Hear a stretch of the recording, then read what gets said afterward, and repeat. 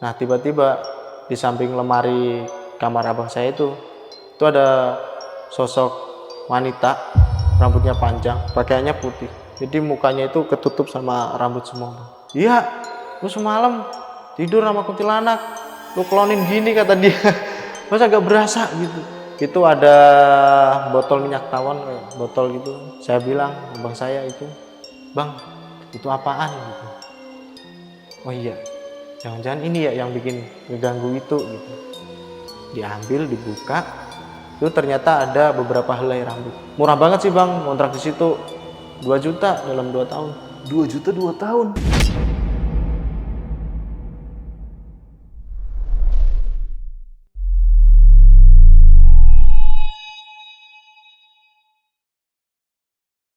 Halo pasukan Antar Malam, balik lagi bareng gua Adit. Dan sebelum masuk ke ceritanya, gue pengen tahu dulu nih, pasukan Antar Malam malam ini nonton episode kali ini sambil ngapain sih? Kalian lagi ngemil atau lagi ngapain atau lagi pacaran? Boleh komen di kolom komentar dulu kalian lagi ngapain malam ini. Dan langsung aja kita masuk ke Saksi Misteri.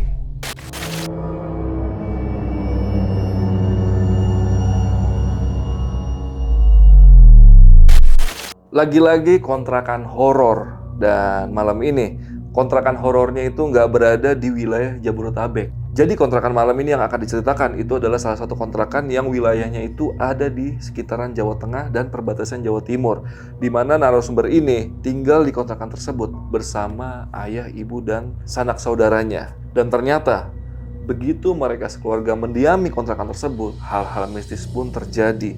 Bahkan ada salah satu kejadian yang hampir merenggut nyawa salah satu tetangga dari narasumber malam ini. Kita sapa dulu aja narasumbernya, udah ada sebelah gua, udah ada Mas Manda. Mas Manda, apa kabar Mas? Alhamdulillah, baik bang. Wah, ini datang jauh-jauh dari Blora ya? Iya bang. Walaupun lu udah 5 bulan juga di Jakarta ya? Iya, iya. Karena lagi merantau di Jakarta. Iya. Ini kan lu mau cerita tentang kontrakan lu. Iya. Ini kontrakan lu di Jakarta atau di Blora nih? Di Blora bang. Di Blora. Di Blora, Jawa Tengah. Itu lu berapa lama tinggal di situ? 2 tahun. 2 tahun. 2 tahun. Dan lu kan tadi sempat ngobrol kalau lu bilang rumah kontrakan lu ini kan angker banget. Iya bang. Emang seberapa angker sih kontrakan lu? Jadi gini bang, saya pernah dengar juga dari tetangga. Tetangga itu kebetulan polisi bang. Oke. Ketika dia pulang dinas dari kantor, di samping rumah itu ada sosok pocong di samping pohon belimbing bulu. Berarti tetangga lu juga menyaksikan horor-horor yang ada di rumah lu itu? Iya bang. Anjir. Ini di desanya itu, di Blora itu, gua karena belum pernah ke sana ya, Iya. tempat tinggal kontrakan lu emang itu masih desa banget atau udah lumayan padat penduduknya? Kalau padatnya penduduk udah, cuman lalu lalang orang lewat itu udah jarang bang. Oh, masih sepi lah ya, Masih bisa sepi. dibilang ya. Iya. Oke. Dan ini kejadiannya, tadi gue sempat ngobrol juga, nggak cuman lu dan tetangga lu yang ngalamin. Iya. Ini abang lu, bokap, sampai nyokap pun Iya. ngalamin kejadian Ngalamin. mistis di kontrakan lu ini. Iya bang. Nah, jadi buat pasukan Antara Malam nih, yang penasaran sama cerita lengkap dari Mas Manda ini, simak terus podcast ini sampai habis, jangan di skip, cukup skip iklannya aja. Tapi sebelum itu gue mau info dulu nih, buat pasukan Antara Malam yang pengen jadi narasumber atau mungkin sanak saudaranya ingin jadi narasumber di Antara Malam, bisa langsung aja DM ke Instagram Lentera Malam, itu nanti bakal diarahin sama produsernya Lentera Malam. Jadi langsung aja kalau kalian punya cerita horor, nggak usah sungkan-sungkan untuk DM ke Instagramnya Lentera Malam. Yaudah, Mas Manda, udah siap nih buat cerita malam ini? Siap bang. Oke, nggak usah lama-lama lagi sebelum kalian ceritanya. Kalian tonton dulu intronya.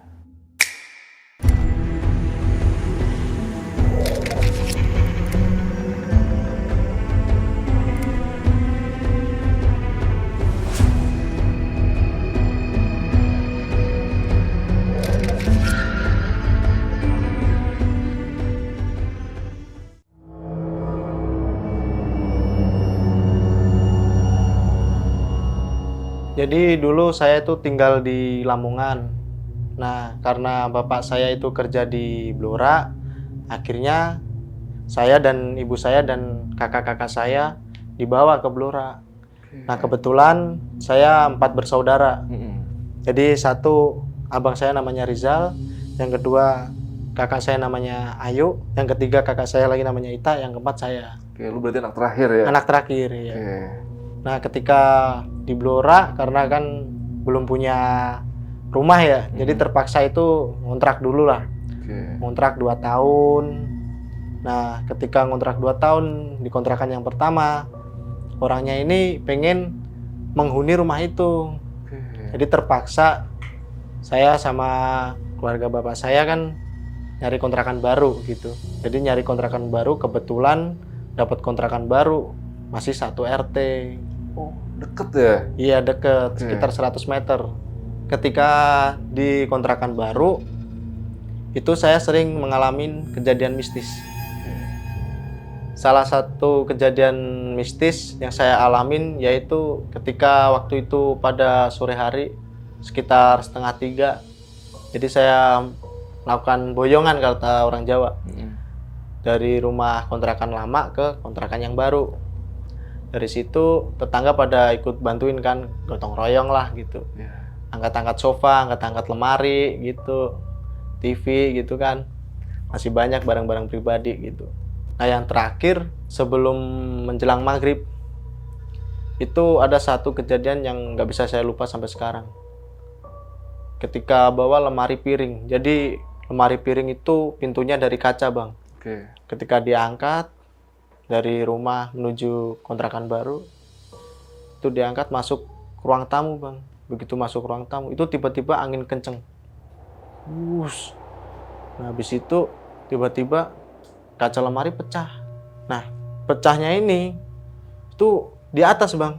Jadi kalau pintu lemari gini, kalau ke bawah mungkin masih logika lah, kebentur lantai kan, kebentur ubin gitu. Itu tapi yang atas. Yang atas, bagian atas pecah. Bagian atas yang pecah. Itu satu itu doang.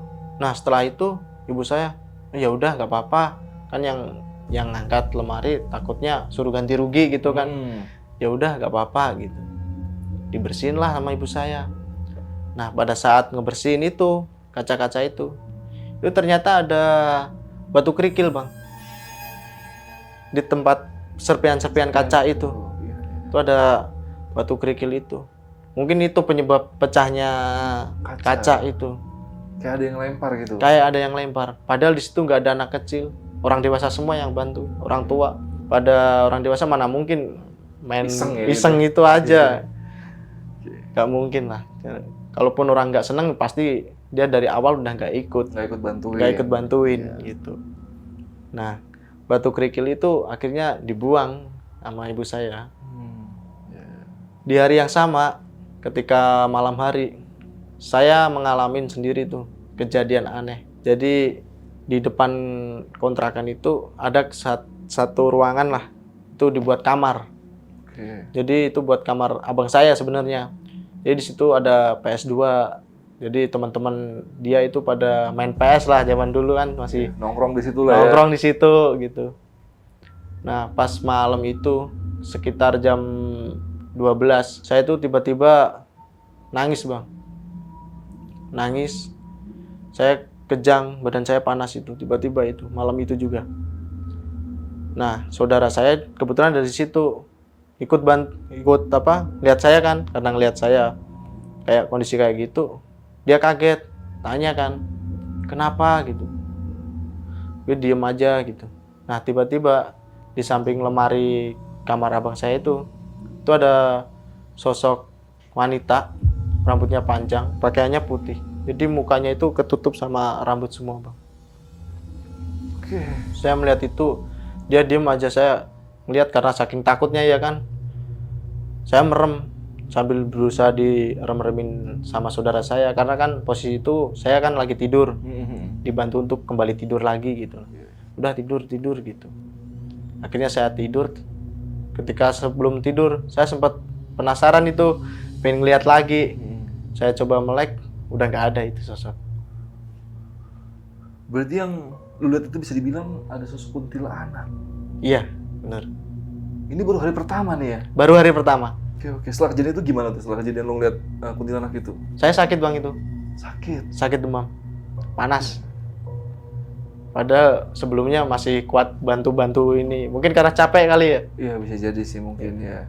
Takutnya kalau ini halusinasi lah. Iya. Bisa jadi halusinasi gitu. Masih berpikir positive thinking. Iya. Di hari pertama itu. Nah, itu setelah kejadian itu sakitnya berapa lama tuh, Man? 1 hari, Bang. 1 hari doang? Iya, 1 hari doang. Berarti lusanya udah sehat lagi ya? Besok lusanya sehat lagi. Lanjut lagi gitu. Setelah sekitar 2 mingguan, abang saya itu PS itu Bang, sama saudara saya lagi main PS, asik main PS. Saya kan nggak ikut main nih, karena udah berdua kan sama saudara saya. Saudara saya pengen nimbrung, wah pengen rebahan gitu. Gue pegang kaki dia, bang, badan kamu kok panas? Saya bilang gitu. Masa sih? Ya gitu. Dia ambil megang-megang badan dia kan. Terus dia diem. Saya penasaran sama tempat ini. Dia bilang gitu bang. Dia keluar dari kamar. Dia keluar, dia ngambil ponselnya tuh. Di foto bang, lokasi itu. Jebret. Diliatin langsung ke saya sama abang saya. Tuh ada kuntilanak bang situ. Di mana ya rumah lu itu? Iya, di dalam kamar itu. Di kamar yang tempat lu main PS? Iya bener. Itu ada sosok kuntilanak di situ. Cuman fotonya udah hilang. Wah. Dulu pernah saya upload di Facebook karena Facebook saya nonaktif, jadi nggak bisa di searching. Udah. Itu jelas kuntilanaknya? Jelas banget. Dan itu sama nggak seperti yang lu lihat? Sama. Sama persis? Sama persis. Anjir. Berarti emang bisa dibilang ruangan itu yang penghuninya si kuntilanak itu ya? Iya bener. Karena setelah kejadian itu ada tetangga saya yang lihat juga. Gimana tuh kejadiannya? Jadi sekitar kurang lebih 3 hari 2 hari setelah itulah kejadian itu. Tetangga saya kan kebetulan lokasi rumah saya itu dekat warung kopi bang, di pinggir jalan gitu. Nah tetangga saya lagi ngopi situ, pulang-pulang sekitar jam setengah 12 malam. Sekitar jam setengah 12 malam. Nah kebetulan kamar depan itu posisinya tuh depan itu ada jendela. Ada jendela cuman nggak dikasih korden. Oke, kelihatan lah dalamnya berarti ya? Iya, kelihatan dalamnya. Jadi abang saya tidur, kelihatan kan. Nah, tetangga saya lihat, itu si Rizal dikelonin sama kuntilanak, gitu. Jadi dia lihat, dia kelonin sama kuntilanak, udah tidur aja. Abang saya nggak ngerasa itu. Abang saya nggak ngerasa kalau itu kuntilanak. Dia pikir itu katanya, dia udah sama guling. Katanya sama guling. Setelah kejadian itu, tetangga saya ini cerita ke warga situ. Nah ditanyain sama abang saya, emang bener? Kan yang lihat ini namanya Badan. Emang bener bah? Lihat saya lagi kelonan sama kuntilanak gitu. Iya, lu semalam tidur sama kuntilanak. Lu kelonin gini kata dia. Masa gak berasa gitu? Enggak bah gitu. Terus abang saya tuh merinding tuh. Jadi takut sendirian di kamar. Jadi setiap malam banyak tuh teman-temannya yang pada main PS situ. Disuruh nginep lah ya? Suruh nginep situ, emang rame emang. Jadi lokasi kontrakan itu ada 2 pagar. Jadi yang pagar utama ini itu menuju kontrakan yang satu, dan yang pagar kedua ini kontrakan yang saya huni. Jadi 2 kontrakan rumah itu satu pemilik. Nah posisinya ini di sini paling selatan itu ada gudang. Belakangnya gudang itu ada salah satu ruangan itu yang sampai saya pindah pun saya nggak pernah buka itu ruangan. Sampingnya ruangan itu ada WC. Sampingnya lagi ada kamar mandi. Terus ada space jarak segini lah ya buat parkir sepeda, motor gitu. Terus sampingnya itu ada dapur. Terus yang aneh nih satu. Ada salah satu ruangan sekitar 1,5 meter lebarnya, panjangnya sekitar 3 meter. Itu menurut saya paling aneh. Itu kenapa tempat itu dibikin saya nggak tahu itu. Jadi walaupun musim kemarau, musim penghujan, itu dinding tetap basah. Lembab ya ruangannya? Lembab, iya benar. Itu lembab banget itu situ. Itu dimungsin apa sama keluarga ruangan itu? Nggak dipakai apa-apa. Dibiarin aja.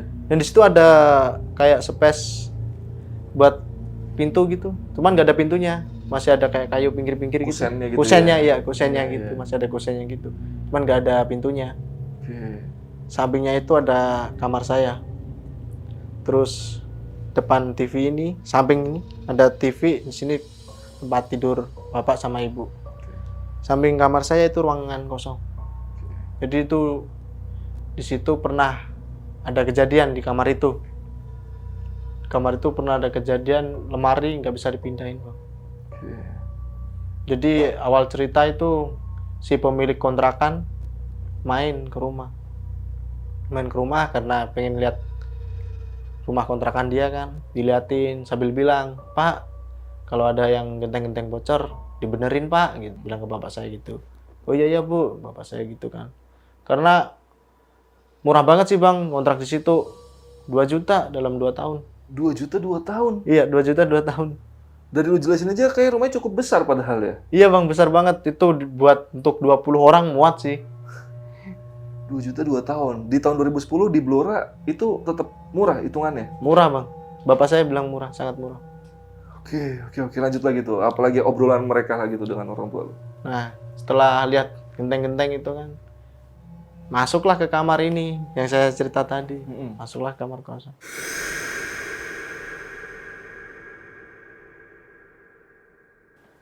Loh Pak, lemari ini kok bisa dipindah? Emang kenapa Bu? Dia bilang gitu. Ini dari dulu yang menghuni kontrak sini sama saya pun nggak bisa pindahin lemari ini. Itu lemarinya nggak bisa dipindahin bang ternyata bang. Oke. Nah kebetulan dia tanya, siapa yang mindahin? Gitu. Saya sama anak saya. Bapak saya bilang gitu. Jadi bapak saya sama abang saya yang mindahin. 2 orang aja tuh yang mindahin. Itu bisa bang dipindahin. Karena saya penasaran, setelah mereka pergi, saya buka itu pintu lemari. Namanya anak kecil kan, banyak penasarannya. Saya buka, ternyata di dalam itu ada kain putih bang. Kain putih itu masih bersih ya, cuman karena udah nggak pernah pakai, ada debu lah. Cuman kalau bercak darah kayak gitu-gitu nggak ada lah. Seperti kain baru yang disimpan lama aja di dalam lemari. Iya, itu jadi kondisi lemarinya itu depannya itu saya jelasin ada kaca besar. Jadi dalamnya itu udah sekatan-sekatan gitu bang. Bawahnya ada laci, udah gitu doang. Jadi posisi kainnya itu di Sekatan-sekatan itu. sekatan-sekatan itu. Iya. Oke. Apa yang lu lakukan ketika ngeliat kain itu? Saya takut sih bang.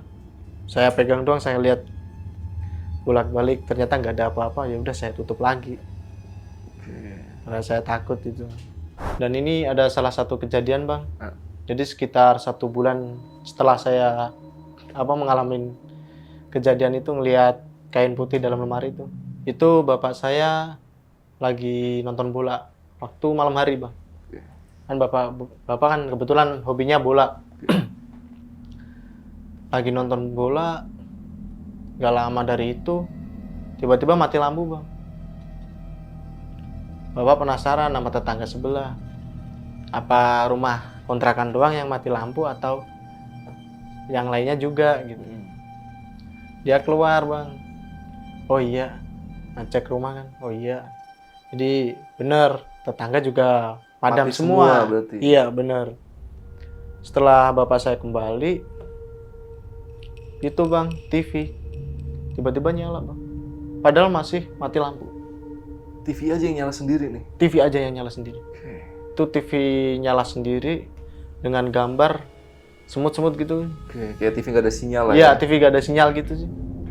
Itu diceletukin aja sih sama bapak pakai bahasa Jawa.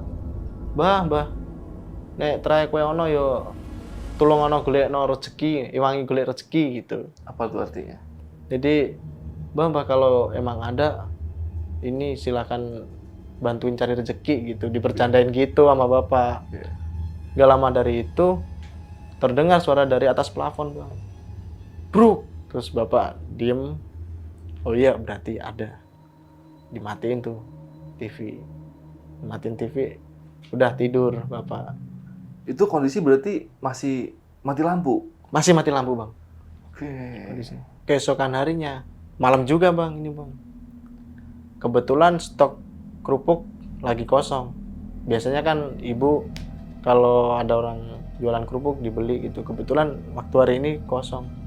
Saya masih ingat. Karena waktu itu saya makan juga nggak ada kerupuk.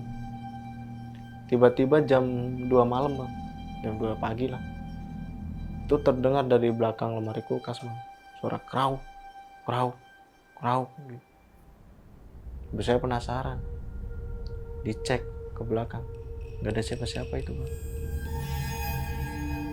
Itu di belakang lemari kulkas itu ada ruangan atau ada gimana gitu? Dapur aja, Dapur. emang dapur, cuman nggak ada siapa-siapa sih. Gak ada siapa. Nggak ada siapa-siapa, dan suara itu hilang seketika. Ketika nyokap lu ke situ. Iya. Oke.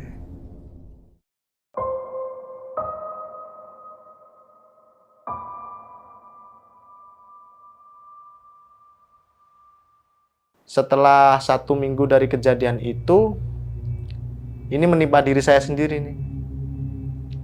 Pada sore hari ibu saya itu di depan. Ibu saya di depan lagi nyapu, lagi ngebersihin daun-daun yang jatuh. Itu di depan kan ada pohon kedodong, pohon mangga itu. Saya lagi sore itu kebelet berak.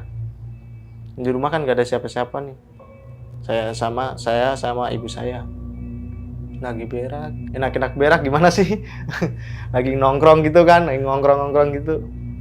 Tiba-tiba itu posisi WC-nya tuh ada pintu dari kayu.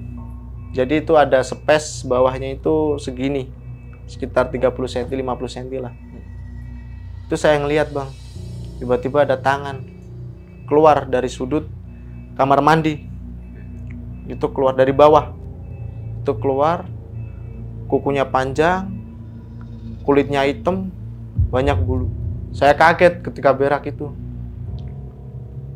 Saya teriak-teriak, "Bo, apa le?" Ibu saya nyaut, "Lah, suaranya di depan." Pikir gitu kan. Wah, ini pasti bukan siapa-siapa lagi nih.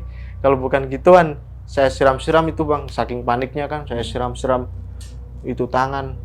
Nggak hilang Bang. Masih ada di situ? Masih ada, diem aja. Dan dia nggak basah. Anehnya di situ. Dan dia nggak bisa basah. Saya siram-siram. Itu nggak kena, kayak nggak kena. Cuman kena bawahnya doang. Karena saya panik, takut kan. Saya cebok. Saya pakai celana. Saya lihat. Ketika saya pakai celana itu, saya lihat. Udah hilang. Tiba-tiba. Tapi akhirnya disiram? Siram itunya, mesti siram. Kan udah cebok tadi. Saya lari terbirit-birit tuh sampai ke depan. Saya cerita sama ibu saya kan. "Masa sih?" gitu. Ibu saya mungkin coba nenangin saya biar saya nggak takut banget gitu, biar nggak trauma. "Iya, tadi saya ngintip." Ibu saya bilang gitu. Buat ngademin lu aja gitu. Iya, saya berpikir ketika saya udah dewasa, berpikir kejadian itu, oh mungkin ini nih alasannya. Iya. Saya ditutupin sama ibu. Gak lama dari situ, ketika maghrib, waktu kecilan masih sering adzan di musola gitu. Jadi depan kontrakan saya itu ada toko bangunan, situ ada toko bangunan, samping toko bangunan ada musola. Oke. Nah, biasa kan anak kecil habis sholat pada masih main kan, nggak ngerti waktu gitu, walaupun maghrib gitu kan. Kan kata orang Jawa kalau maghrib kan mendingan di rumah gitu. Iya. Waktu maghrib saya main lempar-lemparan sandal sama teman-teman saya tuh, sekitar ada 4 orang 5 orang lah. Saya lempar-lempar sandal karena saya kena, saya kesel dong sama salah satu teman saya. Saya lempar kenceng, ternyata nggak kena Bang, itu masuk ke dalam pagar toko bangunan itu. Oke. Nah, saya gayuh pakai tangan, nggak bisa. Pakai kayu, nggak nyampe. Terpaksa manjat. Nah, ketika saya manjat, itu dari belakang Bang. Itu tinggi pagar ya. Saya ceritain tinggi pagar itu sekitar ada 2 meter. Cukup tinggi ya? Ketinggian 2 meter. Saya naik. Ketika udah nyampe atas, mau turun lagi ke bawah kan, itu dari belakang ada yang dorong saya Bang. Oke. Jadi saya jatuh. Ketika mau jatuh, itu posisi badan saya itu membelakang, ngelihat belakang. Jadi salto gitu kan. Iya, iya. Dari belakang saya ngelihat itu Bang, sosok wanita. Itu rambutnya poni segini. Terus lurus banget, itu sampai melengkung gini Bang rambutnya. Itu bajunya hitam semua. Itu dia senyum lihat saya. dan tangan dia posisinya gini. Itu tangannya saya lihat bang, darah semua, kanan kiri darah semua itu. Wah. Dia sambil nyengir gitu. Kalau secara logika saya jatuh, kalau saya salto, kemungkinan yang jatuh itu bahu dulu. Itu enggak bang, saya jatuh gigi dulu, dari muka dulu, dari wajah. Saya jatuh, wajah sampai ini gerupil. Patah ya giginya? Patah, iya. Nah, kebetulan di lokasi itu ada teman abang saya. Melihat saya jatuh. Ditolongin itu bang, diteriakin. Tolong, tolong, tolong, bantu, bantu. Dibantu dari bawah, diangkat ke atas. Dianterin ke rumah bang. Nah, si ibu saya marahin saya tuh, bukan gimana-gimana. Marahin saya. Lele, maghrib-maghrib, kelayapan aja gitu. Nah, kalau di bahasa Indonesia, Lele, kamu ngapain sih maghrib-maghrib, masih main aja gitu kan. Ibu saya nangis. Akhirnya takut saya kenapa kan, takut ada yang tulang yang patah atau apa. Dibawa ke tukang pijit di seberang desa. Tukang pijitnya ini udah nenek-nenek. Nah, di situ saya diurut. Saya masih ingat ketika itu dia baca kayak mantra gitu. Doa-doa gitu lah ya? Iya, dibacain doa-doa gitu. Terus disembur-semburin air liur dia ke punggung saya sini, belakang. Habis itu dia diam. Dia cerita ke ibu saya. Bu, anak panjenengan itu mau dibawa. Jadi diceritain, saya katanya mau dibawa ke alam dia. Nah, di situ ibu saya tanya, dibawa gimana? Mau dibawa ke alam mereka. Dia minta anak kamu. Begitu. Terus gimana? Gitu. Panik kan orang tua. Bentar, saya diskusiin dulu. Ketika nenek tukang pijat itu cerita ke ibu saya, itu ciri-cirinya sama. Jadi ada poni, ada wanita, rambut panjang, kuku panjang, darah semua. Itu sama yang saya lihat. Persis banget sama yang lu lihat Iya, ketika sama, lu jatuh itu ya? Ketika saya jatuh itu, persis saya. Oke. Terus apa lagi yang dilakukan sama si nenek-nenek itu? Saya kurang tahu waktu itu. Yang saya tahu dia baca mantra lagi tuh. Disembur-semburin lagi tuh. Di punggung saya diurut. Udah beres, kata nenek itu. Dia bilang ke ibu saya gitu, udah beres. Kan waktu itu saya belum cerita ke ibu saya. Keesokannya saya cerita, ibu saya ngelihat ini bu, sosok yang diceritain sama tukang urut itu. Si ibu saya diem. Ya udah, lain kali kalau maghrib jangan kemana-mana gitu. Dan itu masih saya pegang sampai sekarang bang. Ketika maghrib itu saya nggak berani keluar. Jadi keluarnya itu kalau udah mau menjelang isya gitu. Berarti kalau maghrib biasanya lu udah berhenti aktivitas lah gitu? Iya, berhenti aktivitas. Istirahat di dulu lah rumah gitu. aja gitu. Iya.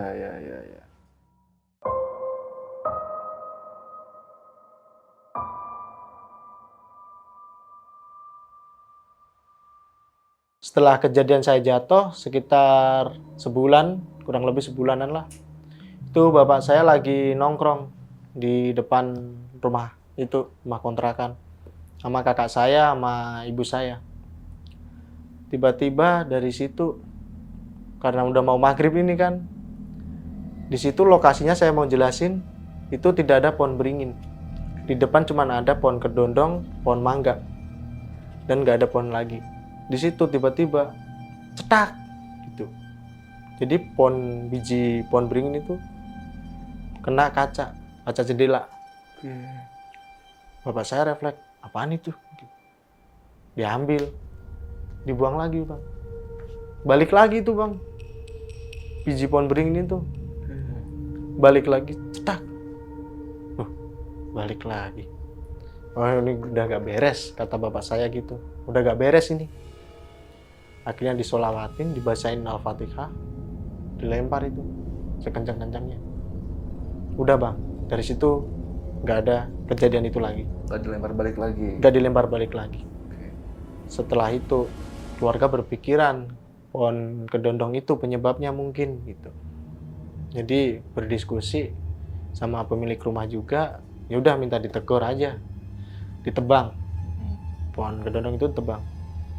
Nah, ketika tebang itu besoknya bang, setelah kejadian besoknya itu menghadirkan banyak tetangga lah yang pada ikut bantuin, ada yang ngambil daun-daun buat makan kambing gitu. Tapi pondok kedondongnya emang gede atau enggak? Gede bang, sekitar seginian bang. Oke, ya. Itu ditegur langsung pakai geraji kan dari atas gitu, pakai geraji mesin. Nah, ketika nyampe bawah kan gede kan bang, itu kan banyak yang ikut narik, ikut ditarik biar nggak ngenain ke Jatuh ke rumah rumah warga, ya? iya, rumah tetangga gitu, takutnya gitu. Ketika ikut narik itu sekitar ada 6 orang, pas ditarik. Nah yang belakang bang itu udah sepuh sih, udah tua itu orangnya, itu tiba-tiba kepleset, udah kepalanya kebentur, bocor itu bang kepala. Alhamdulillahnya pohonnya nggak nimpa yang ini, Orang itu. yang narik, iya. Itu bareng itu bang. Jadi ketika pohon itu ditarik, tumbang, bareng sama kejadian itu. Langsung bocor. Tetangga pada ini masih percaya apa tuh? Bekicot itu buat obat tradisional kan. Dicariin bekicot di sebelah rumah itu, jadi ada kayak perkebunan. Cariin situ dapat, dipecahin bekicotnya. Tetes-tetesin aja di situ, diusap-usap gitu.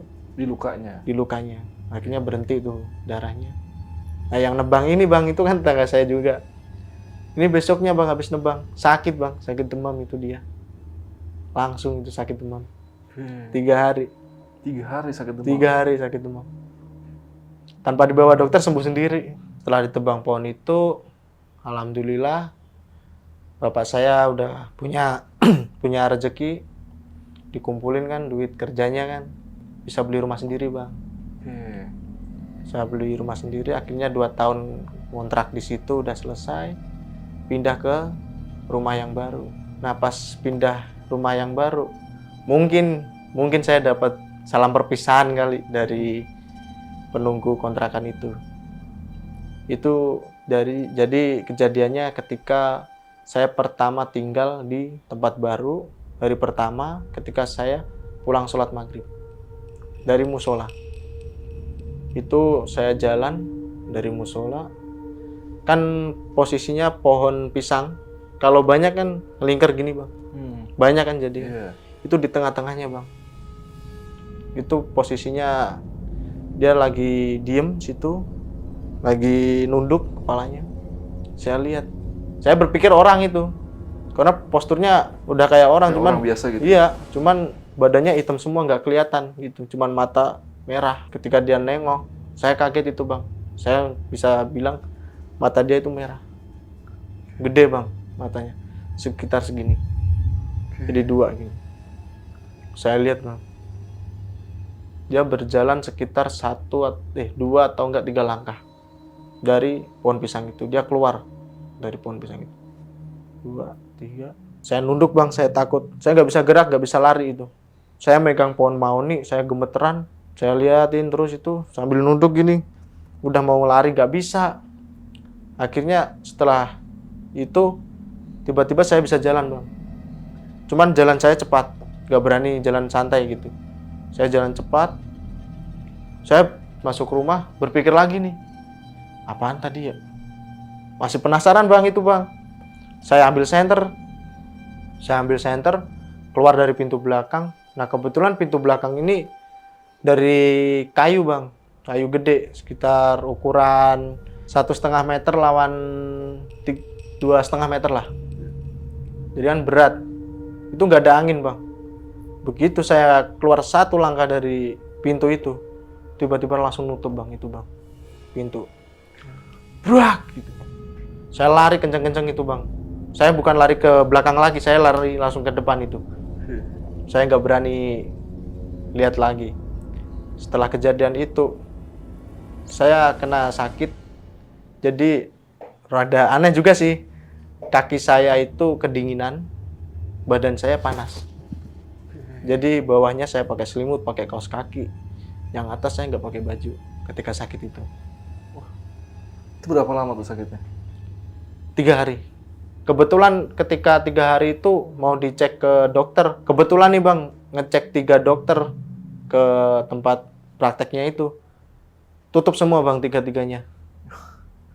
Oke. Akhirnya nggak ada obat dari mana-mana, udah tidur aja, besoknya sembuh sendiri. Sembuh sendiri. Sembuh sendiri.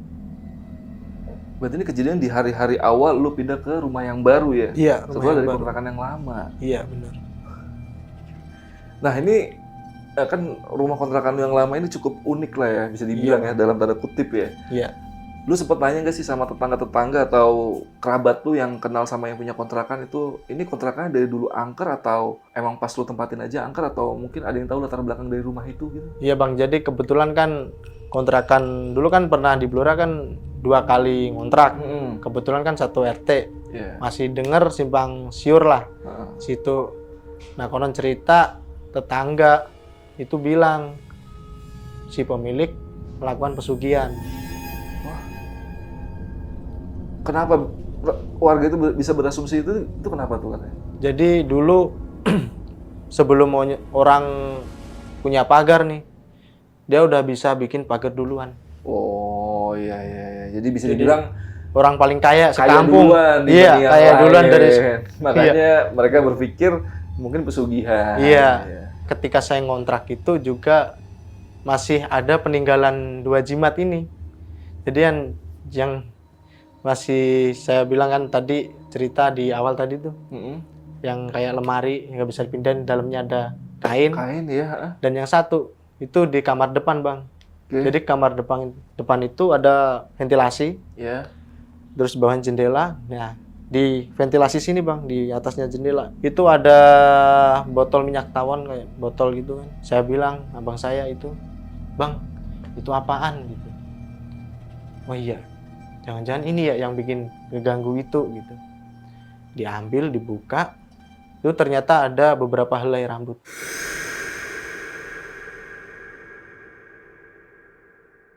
Terus akhirnya lu apain tuh botol minyak tawonnya? Itu dibuang ke sungai. Dibuang ke sungai. Iya. Wah. Dibuang ke sungai sama abang saya. Iya, iya, iya. Oke, oke. Tadi sih gue berpikirnya mungkin karena asumsi warga aja gitu kan, karena Iya, dia kaya duluan makanya dibilang Iya. pesugihan gitu. Cuman kalau ada aneh-aneh juga ya nggak tahu juga lah ya, Iya, iya. benar atau enggak. Tapi orangnya itu emang pembisnis atau gimana gitu? Atau pedagang yang punya kontrakannya gitu? Saya kurang tahu itu bang. Kurang tahu. Kurang tahu. Karena nggak terlalu kenal juga Gak sama terlalu orangnya. kenal juga, iya. Karena kejadian tahun 2010 lu masih sekitar 10 tahunan umurnya berarti ya? Iya. Ya, ya, ya, ya. Nah ini kan tetangga-tetangga lu ini kan cukup deket berarti sama keluarga lu ya, karena Iya. lu pindah pun dari yang kontrakan awal ke kontrakan 2 nggak terlalu jauh ya, masih Iya. satu RT ya. Iya. Nah ini mungkin gue juga pengen tahu sih, maksudnya selain rumah lu yang cukup angker itu ada nggak sih kejadian-kejadian mistis yang mungkin pernah terjadi di sekitaran rumah lu atau mungkin tetangga lu yang ngelihat sosok-sosok yang ada di daerah lu, dan pemukiman lu seperti apa sih gambarannya gitu? Iya, jadi di pemukiman itu ada toko material. Jadi depan rumah kontrakan itu ada toko material, Bang. Yang tempat lu jatuh itu? Nah, ya tempat saya jatuh itu. Nah, di depan toko material itu sering terjadi kecelakaan. Dan banyak yang meninggal di situ. Banyak yang meninggal Iya. di depan toko material. Iya, bener. Wah, ini mencurigakan juga nih, jangan-jangan toko material. Tapi udah bangkrut sih sekarang. Soalnya bangkrut. Udah bangkrut. Karena lu masih tinggal di dekat-dekat situ juga. Iya, sekitar berseberangan inilah, berseberangan desa, sekitar 2 kiloan lah. Oh, 2 kilo Oke. dari. Karena lu kan juga ngeliat yang sosok perempuan rambut panjang itu kan di Iya. depan Iya, itu depan toko toko bangunan itu toko juga bangunan ya? itu, iya benar. Wah. Dan mungkin kalau tetangga lu ada nggak sih yang pernah cerita tentang rumah lu gitu sebelum lu tinggal atau Pernah satu kali saya dengar cerita Heeh. itu persis sebelum saya yang huni. Mm-mm. Jadi itu ada penghuni cuman kuat 3 bulan. Oke. Jadi dia tuh pengusaha bikin produksi bolang-baling. Tahu kue bolang-baling tuh. Nah, nanti kita tampilin lah gambarnya kayak Iya. gimana gitu. Di situ orangnya itu kena teror terus di situ.